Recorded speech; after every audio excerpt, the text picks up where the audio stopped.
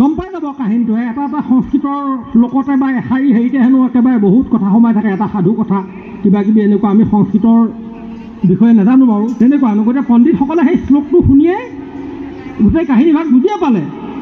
এইখিলা বোলে নাটকখনৰ এইখিলা পাতত যিখিনি কাহিনী আছে শ্লোকত গম পালেই। আকৌ তেনেকৈ আৰু গীতৰ অৰ্থ বুজি পাব নিজ সভ্যজনা, এই শ্লোক বুজি নোপোৱাজনে সেই গীতৰ অৰ্থটোত বুজি পাব। আকৌ গীতৰ অৰ্থও জানে, শ্লোকো নাজানে, গীতো নাজানে, ব্ৰজাৱলী ভাষাটো আছে, ব্ৰজাৱলী ভাষাৰ যোগেদি চিনি পাব। সেইকাৰণে অংকীয়া নাটকত একেটা কথাকে 4বাৰ 3বাৰটো কয়, দুবাৰটো আৰু কথাই নাই, 3বাৰ 4বাৰ একেটা কথাই কয়। সেই পণ্ডিতৰ কাৰণে শ্লোকটোহে গ'ল, আকৌ শ্লোকটো বুজি নাপায় নহয় সকলোৱে, সেইকাৰণে গীতটো দি দিলে তাৰপিছত।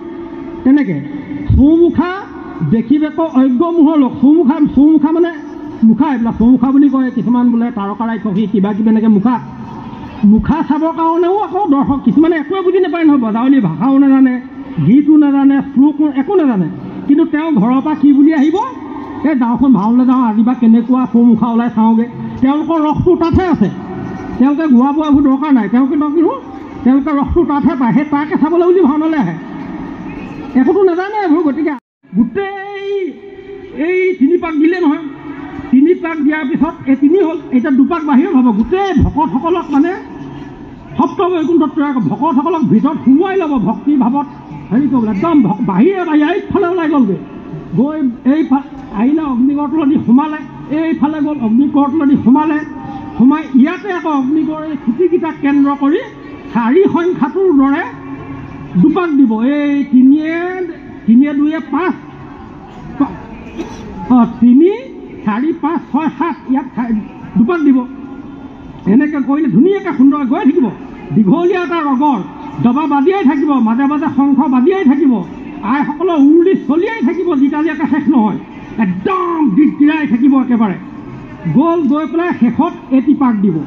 সেটি আকৌ হিচাপৰ নহয় দেই, বাফমস্ত, তেতিয়াহ'লে 8 পাক হ'বগৈ। সেটি মানে কেৱল গায়ন বায়নসকলে নিৰ্দিষ্ট স্থান ল'বৰ কাৰণে এটি দীঘলীয়াকৈ পাক দিব। তাত কোনো ভাগৱতকো প্ৰদক্ষিণ কৰা নহয় বা অগ্নিগড়কো পাক লগত লোৱা নহয়, অগ্নিগড়ৰ বাহিৰ হৈ নাযায়গৈ, মানে ইয়াতে দিব। মানে কেলৈ দিব, আমি এটা ধুনীয়া সাংগীতিক বাতাৱৰণ সৃষ্টি কৰিব লাগিব নহয়। এই বায়নসকল গুচি গ'ল, আকৌ তালসকল ধনী হ'ব, দবা শংখ কাঁহ আইসকলে উৰুলি দিব, ধুনীয়া এটা সুন্দৰ পৰিৱেশত গিৰিগিৰিকৈ যাবগৈ, সুন্দৰকৈ হৰিৰামটো দিব। হৰিৰামটোতো সাংগীতিক থাকিব লাগিব, সাংগীতিক চৰিত্ৰ। এনেই যধে মধে হৰিৰাম চিঞৰ এটা মাৰি দিলেই নহ'ব। ৰেচাম ভিক্তা কথায়িক কীৰ্তনস্তু নিয়তাং মৃদংগ,